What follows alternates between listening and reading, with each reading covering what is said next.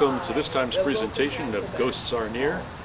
And you are joining us from our yearly presentation in tribute to noted author and poet Edgar Allan Poe, this year entitled Edgar Allan Poe, 175 Years Late. This being close to the 175th anniversary of the death of Edgar Allan Poe. We hope you'll enjoy. Yeah. This is a particularly interesting anniversary. He died on October 7th, of course, which just passed, and that is the 175th anniversary of his passing.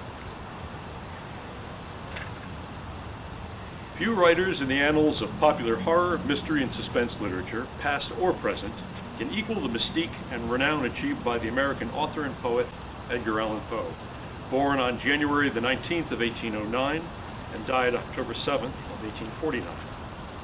Poe is credited with originating the short story format and inventing the modern detective story.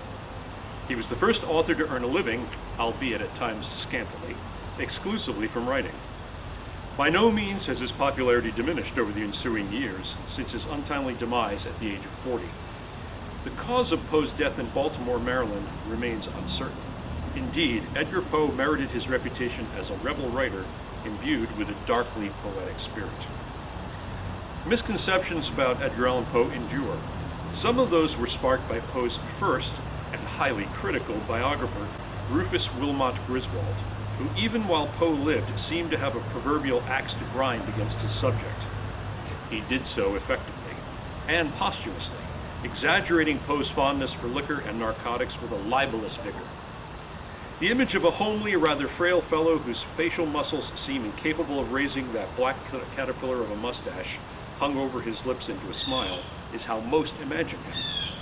Would any think him a handsome and athletic specimen? He was in fact both, especially as a younger man, and undeniably he possessed a measure of personal charm.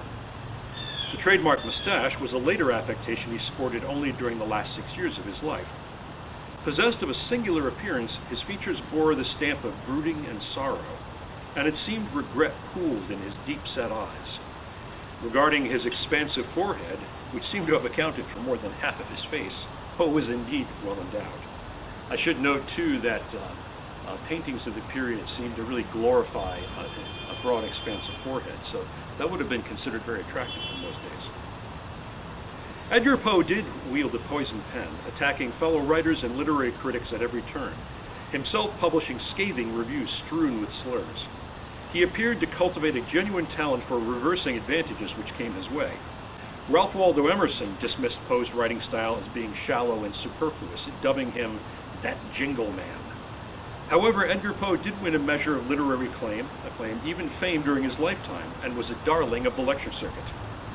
No recordings of his voice exist, of course, yet it was observed that many admiring persons, fans if you will, women especially, flocked to hear his presentations delivered in darkened rooms. Poe's only marriage was marred by tragedy. In 1842, his wife Virginia ruptured a blood vessel, the first sign of the tuberculosis that plagued her short life. In an effort to cope with her illness and the stress of his failing finances, Poe occasionally turned to alcohol. He repented after each binge, but his employers and friends took note. Poe later observed of this torturous time, "I took leave of her forever, and underwent all the agonies of her death. She recovered partially, and again I hoped. At the end of the year, the vessel broke, then again, and yet again. I became insane, with horrible intervals of sanity." In his mid to later 30s, Edgar Allan Poe spent some time in his native city of Boston, Massachusetts, and in Providence, Rhode Island, during the periods of 1848 and 49, primarily while engaged in a courtship of the eccentric Providence poetess and heiress, Sarah Helen Power Whitman. Poe had been told of the alluring Mrs. Whitman, but his intel was sketchy. He first beheld the widowed Mrs. Whitman one July day in 1845 while strolling along Benefit Street in the company of his friend Francis Sargent Osgood, whose lecture in Providence he had attended. There, just outside her residence, located at the corner of Benefit and Church Streets, he saw Sarah Helen on her doorstep. He was instantly smitten, but declined an introduction the next day offered by Ms. Osgood, at the time believing the object of his entrancement to be married. Poe would reimagine her clad in a diaphanous white nightgown, tending her rose garden by moonlight, the way he dreamt of the encounter, and inspired by this vision, Poe wrote his poem, To Helen, his second to be so entitled. In fact, prior to their first meeting, Sarah Helen's friend Annie Lynch requested that she write a poem for an 1848 Valentine's Day party, and Sarah Helen composed a verse she entitled To Edgar Allan Poe. Although Poe himself was not present for the recitation, he did receive a copy of the verse. In response to her Valentine poem, he anonymously sent her a copy of the first To Helen poem, which was originally written about another woman, Mrs. Craig Stith Stanton, or Stannard, excuse me. Upon their first in-person meeting, Poe divulged to Sarah Helen that he was indeed the poem's author. Whitman, who moved in transcendentalist circles, shared the same macabre sense of humor as Poe. Fittingly for her eccentric nature, she wore a coffin-shaped charm on a necklace. She and Poe also shared the same birthday, although she was 6 years older than him. They quickly grew quite fond of each other and formed a relationship of mutual admiration which soon blossomed into romance. Her mother, Anna Marshpower, who distrusted all men, disapproved of their union, but Poe, ever the opportunist and perhaps genuinely enamored, pressed on. When Poe was in Providence, the couple would meet clandestinely within the Athenaeum Library along Benefit Street. During one of these meetings, Whitman expressed her admiration of the poem Ulalume, published without the author's name in the American Whig Review in 1847. Poe admitted he was the author and signed his name on the library's copy. Years later, Whitman returned to the library, found it on the shelves, and it is now part of their special collections. Eventually, Mrs. Power begrudgingly consented to Poe's requests for the lady's hand in matrimony, but only on the proviso that, upon their wedding, her daughter would be disinherited. In gentlemanly fashion, Poe agreed to this disheartening condition imposed by his prospective mother-in-law. Their engagement ultimately was broken off, likely because Poe broke a promise to abstain from alcohol. Either Mrs. Power or Sarah Helen had made him promise as a condition of the engagement. An anonymous tipster, possibly Griswold, by the way, sent Whitman a letter disclosing that Poe had been seen drinking. Upon the news and confronting Poe, she inhaled ether from her handkerchief and passed out, with her last words to Poe, "I love you." In a letter to Whitman written a month later, Poe blamed her mother for the broken engagement. During this period, and as it would be late in his life, Poe engaged in a series of rather bizarre flirtations, writing love letters to numerous women, some of them quite married. On one trip to Richmond in 1849, he met with his boyhood sweetheart, Elmira Royster, by then widowed, and begged her to marry him. The two seemed to have reached a verbal agreement of sorts when Poe departed, promising to promptly return. He never would. On December 28th of 1849, after going missing for several days, as it was conjectured he having boarded a train on his way back to Philadelphia, Poe was found in a gutter outside a Baltimore tavern, unconscious, filthy, and dressed in strange, ill-fitting clothes not his own. How he arrived there and that way remains a mystery, although theories of foul play, alcohol poisoning, rabies, and chicken cooping have all been proffered. For those who don't know, chicken cooping was a way of nefariously capturing people, confining them and forcing them to illegally vote multiple times. Vote early, vote often. Have all been proffered. He regained consciousness the next day in Washington College Hospital, but was incoherent, trembling, and ranting. After a period of violent delirium in which he seemed to fight against ghosts, Poe at last grew calm with exhaustion. Shortly before sunrise on Sunday, October 7th, America's misfit poet cried weakly, "Lord, help my soul, my poor soul," and died. He was 40 years old. That is the account we have, and probably closest to the facts. The official cause of his death was listed as brain congestion. He was buried in Baltimore, in the cemetery outside of Westminster Hall, initially next to his grandfather at the back of the cemetery. In 1875, he was reinterred in the front of the cemetery. His wife, Virginia, later moved next to him in 1885. Through the years, there have been persons who have reported seeing the spectral figure of a man resembling Edgar Allan Poe sitting on the steps of the Athenaeum Library as they drove or strolled by. On at least one occasion, this phantom was heard to speak, reciting lines from Poe's poem, The Conqueror Worm. Was this merely a fanciful Poe impostor, Or did a favored few, in the word of Providence's own H.P. Lovecraft, espy the shade of Poe? Now, we've heard a little bit about Poe's connection with Francis Sargent Osgood. Mrs. Pamela Muir has more to tell us about that, including some interesting poems connected with that acquaintance.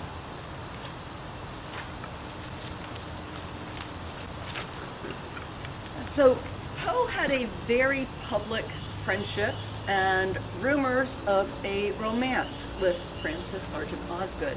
She was a well-known poet in her own right, and the two of them would very publicly publish love poems to each other in the Broadway Journal, of which Poe was an editor and later owner of. Now, was this evidence of a genuine romance? Or was this a 19th century epic rap battle? Who could write the better love poem than the other? Whatever, it worked. It sold lots of copies of the magazine. People wanted to see what were they writing to each other next. This is one of the first public ones that Poe wrote to Osgood, and it was first presented as a public reading before it was ever published written down. This is significant because the poem is an acrostic poem. We all learned in elementary school how to write acrostic poems where you take the first letter of a word and, so it's going down the page, you spell out your word or your sentence, and then the lines of the poem go across. This one, it goes diagonally, and it ends up spelling Francis Sargent Osgood along the diagonal. I'm about to read actually the second version of his poem to her, because the first one that he had read publicly, he misspelled Sargent and had to rewrite the poem. And it's called simply A Valentine. For her, this rhyme is penned, whose luminous eyes, brightly expressive as the twins of Leda, shall find her own sweet name, that nestling lies upon the page, enwrapped from every reader. Search narrowly the lines, they hold a treasure, divine, a talisman, an amulet that must be worn at heart. Search well the measure, the words, the syllables. Do not forget the trivialest point, or you may lose your labor. And yet there is in this no Gordian knot, which one might not undo without a saber. If one could merely comprehend the plot, enwritten upon the leaf where now are peering, eyes, scintillating soul, there lie perdu. 3 elegant words, oft uttered in the hearing of poets, by poets, as the name is a poet's too. Its letters, although naturally lying, like the knight Pinto Mendez Ferdinando, still form a synonym for truth. Cease trying, you will not read the riddle, though you do the best you can do. Well, Now, my intimate friend and co-conspirator, Carl Johnson, will present his toast to Edgar Allan Poe, replete with beverages. to Edgar Allan Poe, ever will he be remembered.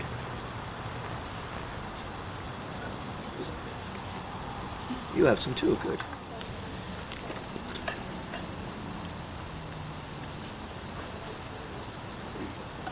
Now, Mr. Keith Johnson will present a reading of Edgar Allan Poe's poem, Annabel Lee. I'll track you, Keith. Thank you.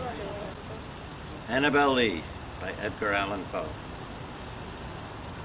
It was many and many a year ago, in the kingdom by the sea, a maiden there lived, whom you may know by the name of Annabel Lee. And this maiden she lived with no other thought than to love and be loved by me. I was a child, and she was a child, in this kingdom by the sea, but we loved with a love that was more than love, I and my Annabel Lee, with a love that the winged seraphs of heaven coveted her and me. And this was the reason that, long ago, in this kingdom by the sea, a wind blew out of a cloud, chilling my beautiful Annabel Lee, so that her high-born kinsman came and bore her away from me, to shut her up in a sepulchre in this kingdom by the sea. The angels, not half so happy in heaven, went envying her and me. Yes, that was the reason, as all men know, in this kingdom by the sea, that the wind came out of the cloud by night, chilling and killing my Annabel Lee.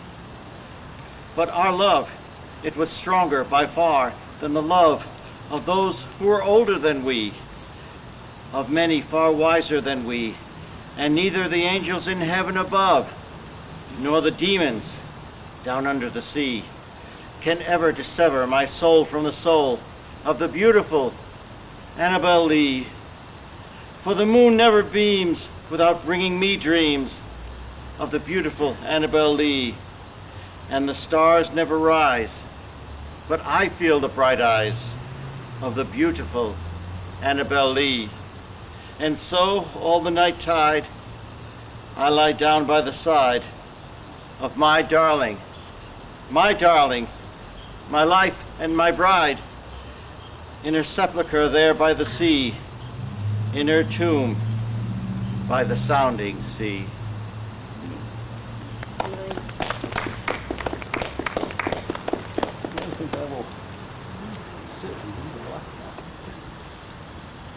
Carl will close our proceedings with The Raven. Upon a midnight dreary, while I pondered weak and weary over many a quaint and curious volume of forgotten lore, while I nodded, nearly napping, suddenly there came a tapping, as of someone gently rapping at my chamber door. "'Tis some visitor," I muttered, rapping at my chamber door. Only this and nothing more. Ah, distinctly I remember, it was in the bleak December, and each separate dying ember wrought its ghost upon the floor. Eagerly I wished the morrow. Vainly I had sought to borrow from my books surcease of sorrow, sorrow for the lost Lenore, for the rare and radiant maiden whom the angels name Lenore, nameless here forevermore. And the silken, sad, uncertain rustling of each purple curtain thrilled me, filled me with fantastic terrors never felt before, so that now, to still the beating of my heart, I stood repeating, "'Tis some visitor entreating entrance at my chamber door, some late visitor entreating entrance at my chamber door. This it is, and nothing more." Presently my soul grew stronger, hesitating then no longer. "Sir," said I, "or madam, truly your forgiveness I implore. But the fact is I was napping, and so gently you came rapping, and so faintly you came tapping at my chamber door, that I scarce was sure I heard you." Here I opened wide the door. Darkness there, and nothing more. Deep into that darkness peering, long I stood there, wondering, fearing, doubting, dreaming dreams no mortal ever dared to dream before. But the silence was unbroken, and the stillness gave no token, and the only word there spoken was the whispered word, "Lenore." This I whispered, and an echo murmured back the word, "Lenore, Lenore, Lenore." Merely this, and nothing more. Back into the chamber turning, all my soul within me burning, soon again I heard a tapping, somewhat louder than before. "Surely," said I, "surely that is something at my window lattice. Let me see then what thereat is, and this mystery explore. Let my heart be still a moment, and this mystery explore. 'Tis the wind and nothing more." Open here I flung the shutter, when with many a flirt and flutter, in there stepped the stately raven of the saintly days of yore. Not the least obeisance made he, not a minute stopped or stayed he, but with mien of lord or lady perched above my chamber door. Perched upon a bust of Pallas, just above my chamber door, perched and sat, and nothing more. Then this ebony bird beguiling my sad fancy into smiling, by the grave and stern decorum of the countenance it wore. "Though thy crest be shorn and shaven, thou," I said, "art sure no craven. Ghastly, grim, and ancient raven, wandering from the nightly shore, tell me what thy lordly name is on the night's Plutonian shore." Quoth the raven, nevermore. Much I marveled this ungainly fowl to utter discourse so plainly, though its answer little meaning, little relevancy bore. For we cannot help agreeing that no living human being ever yet was blessed with seeing bird above his chamber door, bird or beast upon the sculpted bust above his chamber door, with such name as Nevermore. But the raven, sitting lonely on the placid bust, spoke only that one word, as if his soul in that one word he did outpour. Nothing farther than he uttered, not a feather than he fluttered, till I scarcely more than muttered, other friends have flown before. On the morrow he will leave me, as my hopes have flown before. Then the bird said, nevermore. Startled at the stillness broken by reply so aptly spoken, doubtless, said I, what it utters is its only stock and store, bought from some unhappy master, whom unmerciful disaster, till the dirges followed fast and followed faster, till his songs one burden bore, till the dirges of his hope that melancholy burden bore of nevermore. But the raven still beguiling my sad fancy into smiling, straight I wheeled the cushioned seat in front of bird and bust and door. Then upon the velvet sinking, I betook myself to linking fancy unto fancy, thinking what this ominous bird of yore, what this grim, ungainly, ghastly, gaunt, and ominous bird of yore meant in croaking, nevermore. This I sat engaged in guessing, but no syllable expressing to the fowl whose fiery eyes now burned into my bosom's core. This and more I sat divining, with my head at ease reclining on the cushion's velvet lining that the lamplight glowed o'er, but whose velvet violet lining with the lamplight gloating o'er, she shall press, nevermore. Then methought the air grew denser, perfumed from an unseen censer, swung by seraphim whose footfalls tinkled on the tufted floor. Wretch, I cried, thy God hath lent thee, by these angels he hath sent thee. Respite and nepenthe from thy memories of Lenore. Quaff this kind nepenthe, and forget this lost Lenore. Quoth the raven, nevermore. Prophet, said I, thing of evil, prophet still, if bird or devil, whether tempter sent, or whether tempest tossed thee here ashore, desolate, yet all undaunted, on this desert land enchanted, on this home by horror haunted, tell me, truly, I implore, is there balm in Gilead? Tell me, I implore. Quoth the raven, nevermore.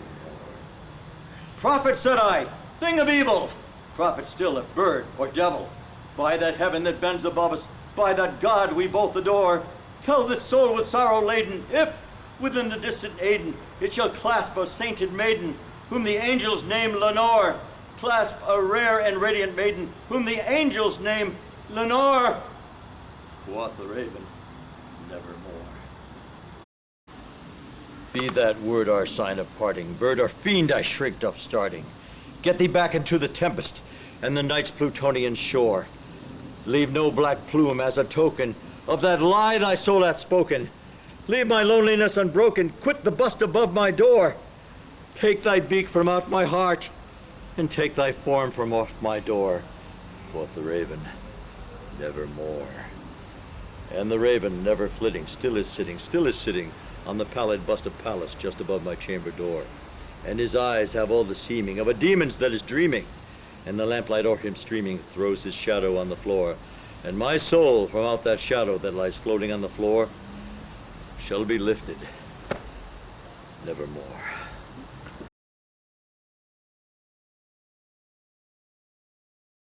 Oh, but don't know it. Thank you everyone for coming and sharing in our literary tribute. We hope you enjoyed. And follow us on Facebook. It's the Poe and Lovecraft Society of Rhode Island. We have our own page there. We do a tribute to H.P. Lovecraft usually in April, late March or early April. And of course we do this one every year roughly around this time as well. And we'll hope to see you there. Thank you for coming. For Ghost N.E.A.R, I'm Keith Johnson. Thank you for watching.